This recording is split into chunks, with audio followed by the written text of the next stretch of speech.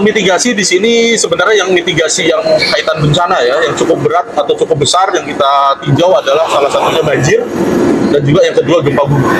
Nah, untuk banjir sendiri mitigasi yang kita lakukan secara desain kita udah memperhitungkan untuk banjir 200 tahunan.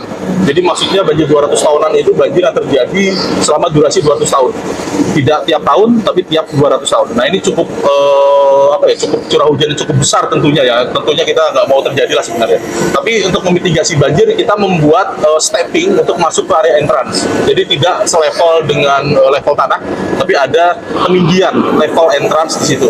Kemudian yang kedua, di setiap entrance kita memprovide suatu flood barrier kita menyebutnya, atau semacam struktur untuk menahan tanggul atau membuat tanggul untuk antisipasi jika terjadinya banjir.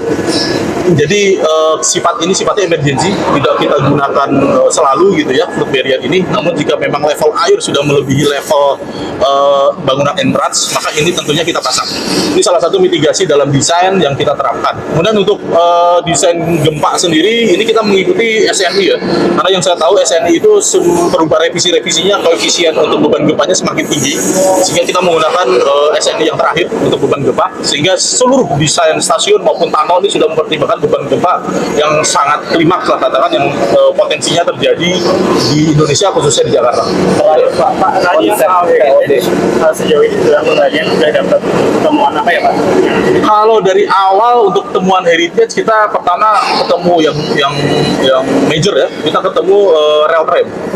Jadi di sini cukup panjang ya rel tram ini pada saat tahun 2022-2023. Jadi kita memindahkan rel tram ini ke tempat lokasi yang lebih aman. Dan treatmentnya pun treatment yang telah diatur oleh para ahli arkeolog. Sehingga membongkarnya pun sangat hati-hati karena ini bagian dari objek yang diduga cagar budaya. Sehingga treatmentnya seperti itu. Kemudian kalau kita lihat lagi heritage, itu di sebelah kita di kanal itu ada suatu kayu penahan tanah yang ratusan tahun ya, yang sudah dibangun dari awal, sehingga kita melestarikan kayu tersebut. Jadi kita nggak membongkar kayu, nggak merusak, tapi kita mengangkat satu persatu untuk kayu tersebut. Jadi itu salah satu temuan yang kami temukan ya, yang sifatnya besar gitu selama kita membangun stasiun MRT di CP22. Yang kelas sama soal anggaran ini, untuk fase 2 ini anggaran yang dialokasikan berapa, dan sejauh ini sudah dipakai berapa? Wah, kalau itu saya harus cek detail Mas ya untuk anggaran. Cuma yang jelas kalau anggaran kita kan loan dari JK ya, dari Jepang untuk anggaran. Alokasi nilai proyek 202 ini 8,2 triliun di luar pajak. Jadi itu kontrak kita dengan kontraktor. Untuk 202 aja ya? Iya.